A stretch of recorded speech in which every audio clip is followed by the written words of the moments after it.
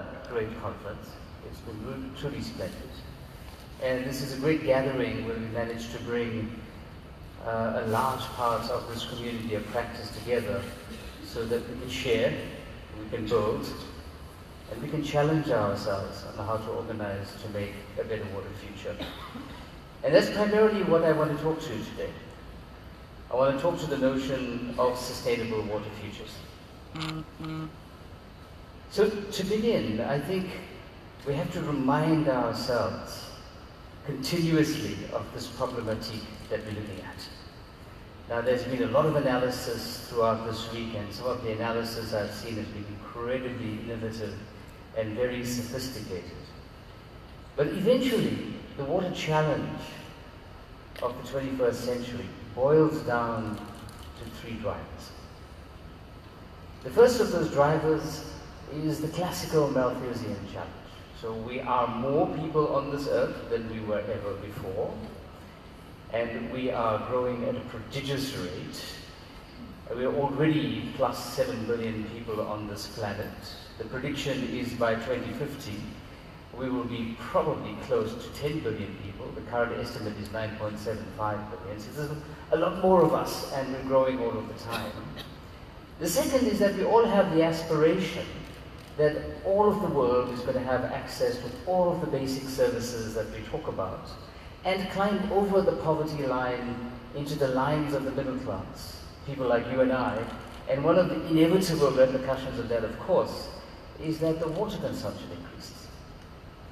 The second is that everywhere in the world, even the countries that lead the discussions on sustainable development, the development plans of every single country on this earth is extremely water intensive.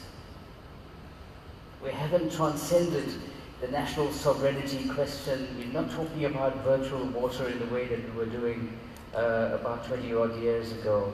So we have these independent, water intensive economic growth paths, including this country. The NDP is an intensely water intensive growth path. And the third is the climate and weather factor. Now, I hope there aren't too many people in this audience that have to be convinced that climate change is indeed a reality. We are living it. We are living it in South Africa, we are living it in Southern Africa, we are living it in India, we're living it in the United States, even if they don't know about it. This is one of the realities of where we are, all of which points to a future that is potentially dismal around this incredible resource called water. So that is the question. Are we organizing ourselves into this vortex, into the spiral of catastrophe around water? Now, in South Africa, we've been through 5 years of intensive drought. We have talked most about the city of Cape Town, but we have had drought throughout this country. It's been vigorous, it's been intense, it's been damaging. We have been stress tested, and I'm not sure if we came out in the right kind of way. But what does this spiral of catastrophe actually look like? So I've been looking at some predictions people have been making in various parts of the world around what our potential futures are with regards to water, and then we come up with statistics like this. That by 2020, which is all of 12 years from now, it's pretty close by, 30 to 40%, and people say more 40% than 30%, of the world is going to be in water scarcity. Now, these predictions were made in the middle of a global El Nino event, so it might not be quite as bad as that, but we know that this is the direction that we're going. The second thing that we know is that by 2025, 1.8 billion people in the world will actually be in this water scarcity, and inability to meet their daily water needs sufficiently. And 2/3 of the world will be in water stress. In 2025, because there will be many more of us, the nutritional security issue becomes a massive issue. Where is all this food going to be coming from to feed all of the people around the world? Well, the natural point is around agriculture, and we're talking all around the world about developing agriculture vigorously, in a catalytic way, in an accelerated way. But what this means is that by 2025, for this extra agriculture that we need to feed the people of the world, we are in fact going to require another 1 trillion cubic meters of water in the world. And that is the equivalent of 20 new Nile rivers. That's the nature of the challenge.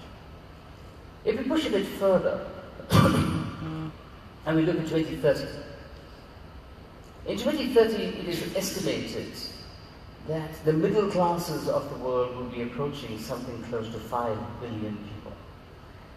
Now, while this seems like a fantastic number, if you look at the rates of growth in places like China, where 140 million people have gone from the poor classes into the middle classes in 5 to 7 years, you can see that this number is not that unfeasible. And what it means is that as poorer folk get into these middle class scenarios, their water budgets automatically increase. And the freshwater demand associated with this becomes intense.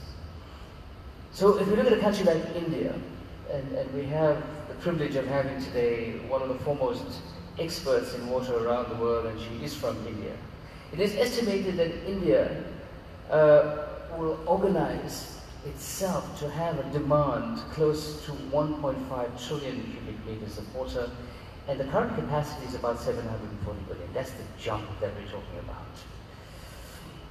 And then if we move a little bit further to 2035, because while we're organizing ourselves to have more people who will consume more water and we need more nutrition, we're also going to be consuming a lot more energy.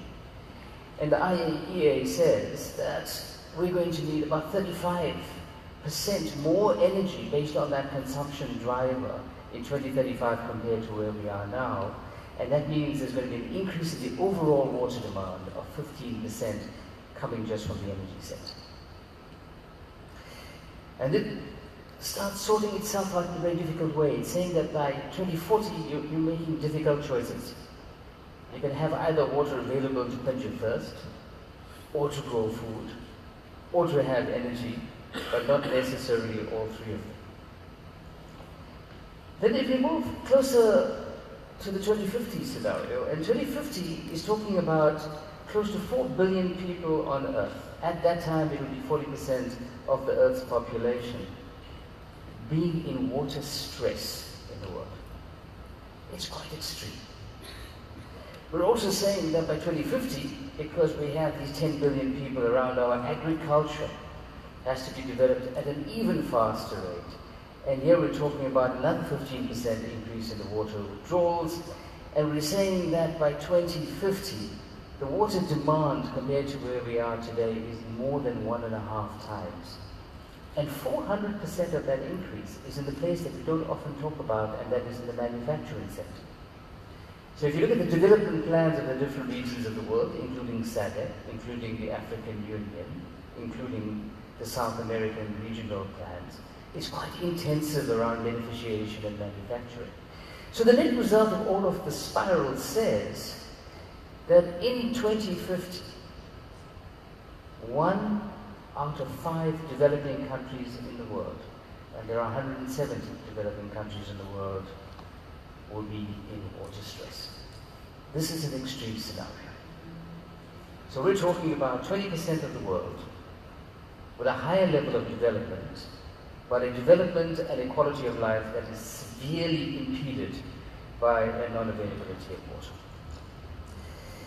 And if we look at things like World Mapper, and we look at where the problem spots are in the world, it's not difficult to see that we're talking about unsafe water, we're talking about us. We're talking about Africa, we're talking about South Asia, we're talking about parts of East Asia as well. If we're talking about the water use map, currently precisely those places in the world that have phenomenal demographic growth are currently places where we're saving water because people are not using it. Not as much as they are elsewhere in the world. So the most populous planet, continent on this planet in 2050 is of course going to be Africa, and you can see how that demand is going to rise. But here's the thing, the challenge is not just about water. And it certainly isn't just for the public sector. So this is the World Risk Register. It comes out from the World Economic Forum every year, and it plots the risks to the global economy 1 year at a time. And you can see it there. That we're talking about Events associated with water, yes, because water crisis and the notion of water crisis has been one of the top 5 risks for the past 8 years running. But beyond that, we're talking about the challenges of the environment, we're talking about the challenges of energy, we're talking about the challenges of food, we're talking about the challenges associated with climate change, we're talking about the challenges associated with health, and the summary is that we are heading, potentially, for global instability driven by a resources deficit. This is the bad news. This is the possible. This, if you like, is the other side of the coin compared to what Clem Santa talked about when he opened this conference 3 days ago. That there's potentially a devastating scenario if we go down this vortex of catastrophe. But of course we don't have to. But if we're going to change the pathway, we're going to have to change some of the fundamentals around how we do business. And this community of practice is the powerhouse, it's the power driver around any change that we want to see. Because you decide on a day-to-day business where this industry goes to. So the linear water chain is one of our immense problems. And some of the characterization of this change, using the South African example, is that we have allocated our surface water to the hills. And we're already using it.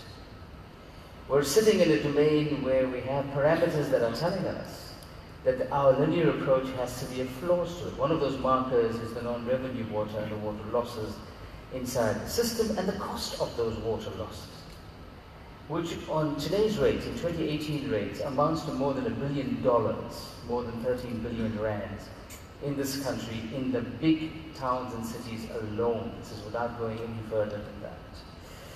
We're also saying that in the scenarios that we've done around the South African environment, which we've done as the WRC together with the likes of the Institute for Security Studies and the University of Denver, is that if we plot out our current demand projections, we combine all of our supply opportunities, we will still have in 2030 a deficit of 1.1 billion cubic meters. We are in trouble. So, what do we need to do? This time with the thing that we should not continue doing. What we are doing in this country, what we are doing in so many places in the world, is chiseling away at the point of diminishing returns around many of our interventions around how we're changing the management of water, because we're not fundamentally changing it. The similarity to this is in the age of the great sail ships, the great clippers, where you just kept adding more mastheads and more sails in order to go a little bit faster, ignoring the fact, ignoring the innovation that is already around you, because what is available for you to do is to skip that completely, like the sail ships went into history and the steamships took over. Hopefully, the new innovations that we're talking about in water and in sanitation and in energy and in agriculture will start to dominate in the very near future. Because what we need to do is to stop chiseling away at the diminishing returns and start plotting out completely new, the new S-curve for water and sanitation in this country and in the world. And we have these toolboxes available to us. It's not about grasping for new knowledge. It floats around you. You have these bunches of researchers who walk around to fora like these and are very frustrated because people are not listening to them. So on the one side you have researchers who say, we're not being heard. On the other side you have society that says, we need this service badly, we need it for our health security, our daily living, as well as building our economy, and we as a society are not served, and we have to close that bridge. And one of the points of closing that bridge is in fact investing in the concept of the circular economy. And what you're seeing there as a map is a conceptualization of how the circular economy can work in the water domain. And I am happy to say that there are many workshops that happened here this week that we're unpacking this in various ways. So the toolboxes are being readied for use. But let me quickly talk about the futures. Because in the way we're looking at our futures, we now need to start looking at different axes and drivers that determine them. So on the one hand, we must make a comparison around the traditional way that we're doing water management and the traditional toolbox. The toolbox of the brick and mortar, the toolbox of the big dams and the big pipelines, and move to the other end around the opportunity that exists in the world, which is innovation. Innovation in new technologies, innovation in new solutions, innovations in optimization of processes, just taking the things that we used to do before to a much better way of doing it. The other thing that I want to introduce, though, is that we have to get away from our tradition of planning alone. I mean, as we sit here, we're all involved, or most of us involved, in developing this thing called the Water and Sanitation Master Plan.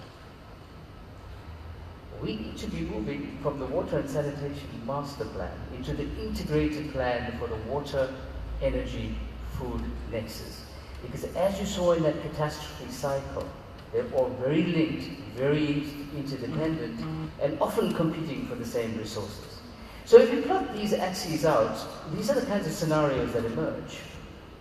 The first of those scenarios, and some will argue that countries like South Africa are still here, is where you're doing these sectoral planning in isolation, usually, with your own community of practice and not integrating into what happens around you, and still investing very strongly on the traditional ways of managing water and sanitation. And I've called this the post-World War II scenario because that's how long we've been doing this. And that characterization is around us.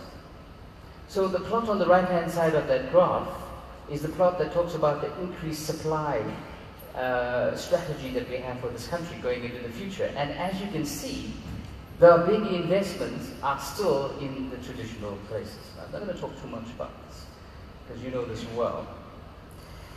But the second scenario is where you start organizing yourself around this thinking, and there are many policy papers now making their way around talking about the water, energy, food nexus, but still the investment is continuing in the traditional mechanisms around achieving high levels of water, high levels of energy security, and high levels of food security. And just in case you think it's far away, where we're sitting now in 2018, we do indeed have a water deficit, we have an electricity challenge, and we have a food challenge. We've become a cereal importer in the last 2 years, for the first time in a long time. And what happens in this kind of scenario, which I call the leading silos, is that we have only the top-end integration. So we're developing each of these sectors on their own, as if the other ones don't exist. The people who sit on the top of the decision trees see the bigger picture, and we start having this integrated conversation about what is possible on the top, like we're having now, but it doesn't yet have an impact down those silos. So the silos start getting closer together, but you don't have a synergy and an integration that works throughout the system. And he's not talking about antiquated technology, mind you, he's talking about pretty sophisticated technology. I mean, the picture on the right is biogas harvesting from wastewater treatment, where you're starting to bridge some of this nexus. The next one I'm not going to talk much about is about parallel excellence, where we invest in the innovation, but we're still doing things apart. So you have a better water sector and a better energy sector and a more productive food sector, but you don't have an integrated solution to the problem, and you don't get the multiplier effect. The thing that we need to be vying towards is, of course, the fourth scenario, where we can realize what the multiplier effect can actually be. Now, clearly this is a lot of work, and many, many things need to be done. But we've made some really good starts. So if you look at the conversation that we're having about new sanitation in the country, as one of the kernels that we can examine around this. So this new sanitation we're talking about immediately has an impact on water, because this has been the driver. That our water use is too high. We need to decrease the water use. We know that sanitation in the urban environment uses 30% of the water in our households, in our buildings, and we need to decrease that. And new sanitation, which is low flush or no water at all, organizes for us to decrease the water budget. This is a great plus. We also know that energy can be an automatic and immediate beneficiary of this new sanitation. We can produce energy from the waste. Because we use less water inside the system, we need less energy to pump water from where it's stored to where it needs to be, and so the overall energy demand also decreases as you go along with that. But clearly it goes beyond that. And some of the experiments that we've been working with in South Africa is around organizing to harvest energy from water in a much more direct way.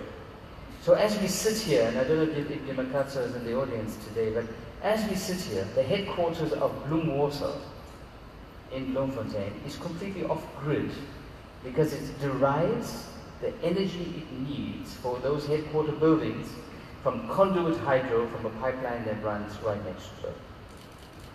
This is not only possible, this is highly attractive because we can organize for every city in town to organize for all of their storage reservoirs as a start, to start installing micro hydro, and we can start working with pipelines. And what we have here is a very different scenario around how water goes from being an energy burner into an energy producer. But it goes even further than this. So if we look at just the waste issue, we are at that place with our science where we're saying from the waste and from the new way of engaging sanitation, we will save water, we will produce biogas to help with the energy. We will organize ourselves to be able to refine the sludge that comes out to actually give you liquid fuel. We will organize to extract the proteins and the lipids out of that sludge that you can use for various applications, including the linings of your jackets to keep you waterproof. We will extract from that the possibility of the various chemical constituents of that sludge. In short, you'll be sitting with a starting point, which will be the feedstock for a whole range of benefits, so much so that we might be walking around as the human beings of the future, and various companies will be wanting to take contracts with us so they can get my sludge at the end of the day to make their business run. Now, isn't that an interesting place in the world to be? So, our knowledge is telling us, our technology development is telling us, that all of the stuff that I'm talking about is no longer in the realm of science fiction. It is no longer in the realm of fantasy. It is a reality.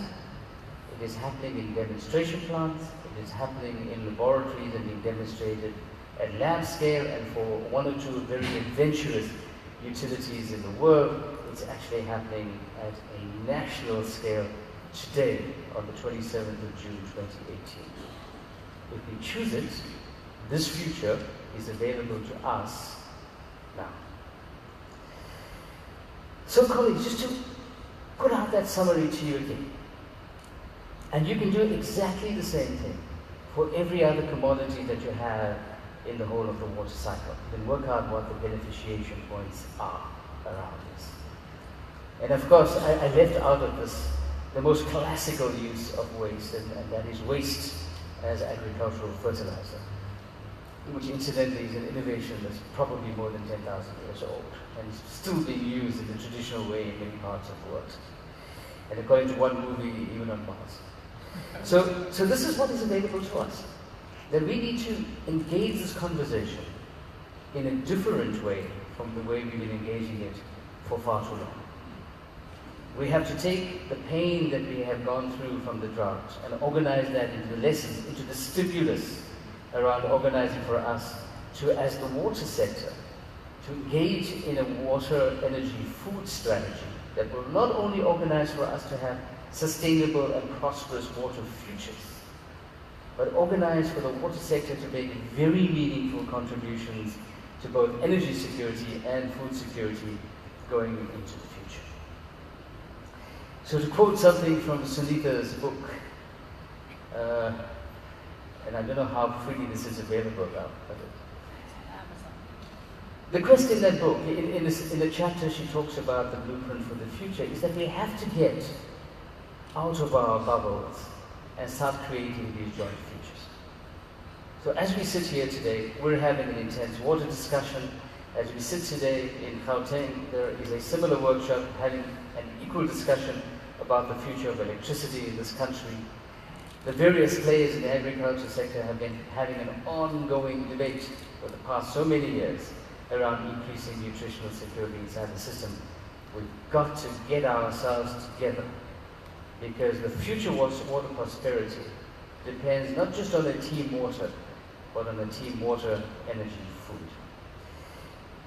And we had to get in touch with the optics.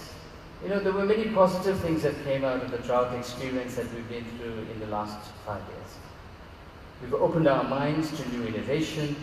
We've allowed new technologies to have a chance to be rooted inside our system. But a lot of it was driven by fear. We were chasing the shadows. And I'm not sure about those optics.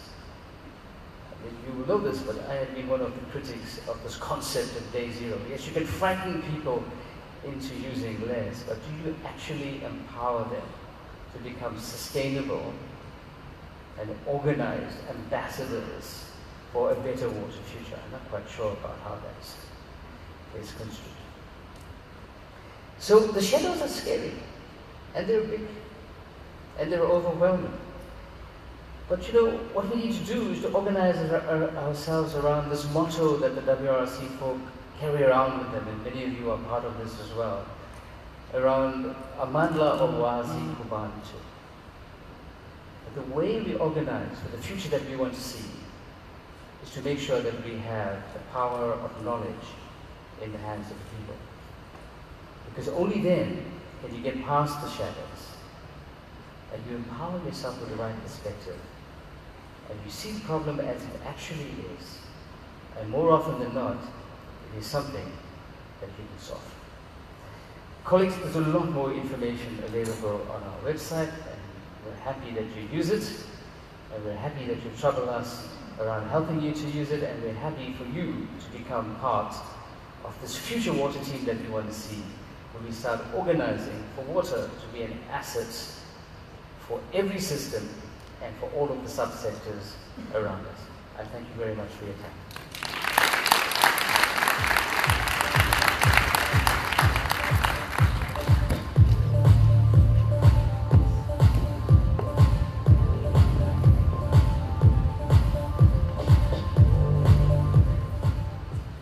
Thanks, Dhesigen.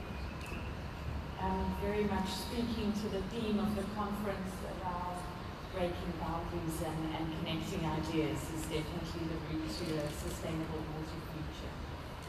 So our next speaker is Sunita Malone, and I think Dhesigen's already given a small introduction to some of your work.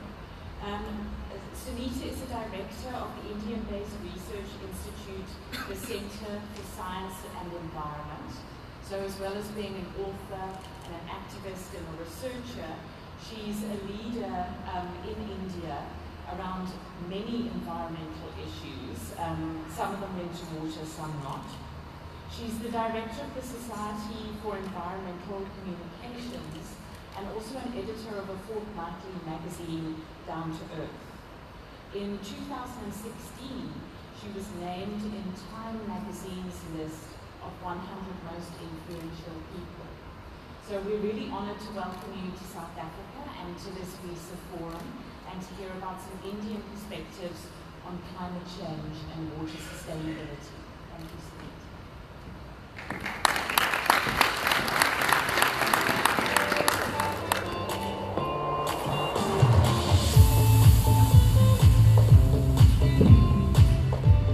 Okay.